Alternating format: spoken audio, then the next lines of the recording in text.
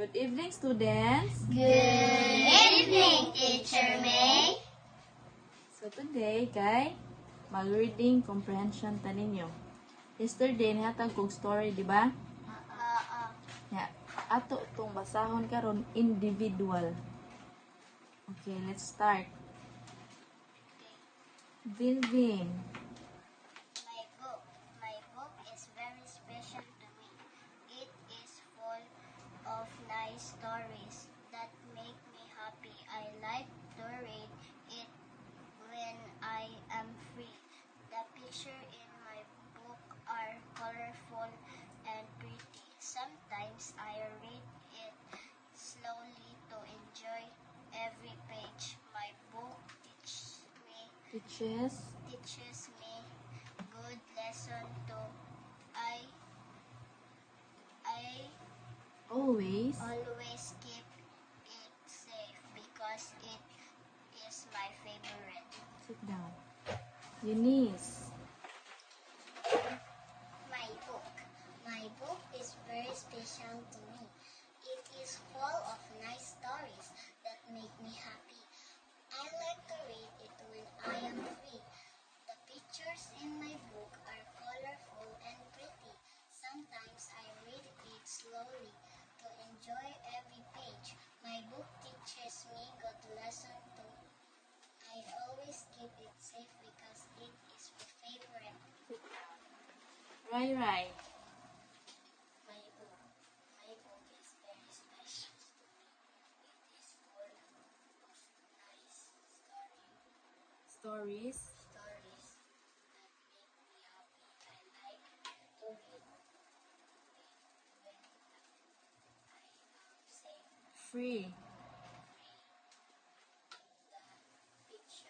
Pictures. pictures in my books are colorful and pretty. Sometimes I read it slowly to enjoy every page. My books Pictures. teaches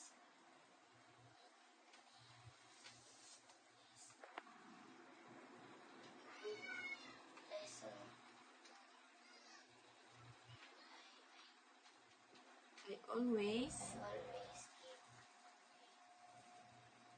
safe because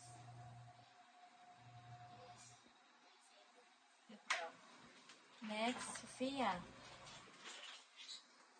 My book is very special to me.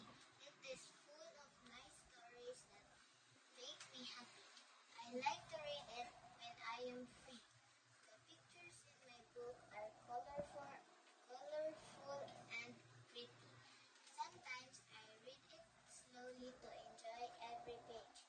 My book teaches me good lesson too. I always keep it safe because it is my favorite. Next, Luis. My book is very special to me. It is full of nice stories that make me happy. I like to read it when I am free. The pictures in my book are colorful and pretty. Sometimes I read it slowly to enjoy every page. My book teaches me good lessons too. I always keep it safe because it is my favorite. B-Boy. My book is very special to me. It is full of nice stories that make me happy. I like to read it when I am free. The pictures in my book are colorful and pretty. Sometimes I read it slowly to enjoy every page. My book teaches me good lesson too. I always keep it safe because it is my favorite. Okay. Nakasabot naman sa story. So, akong ikuan ha para makasabot mo. My book. Ang akong libro. My book is very special to me. Ang akong libro kay kanang special kayo nako. It is full of nice stories that make me happy.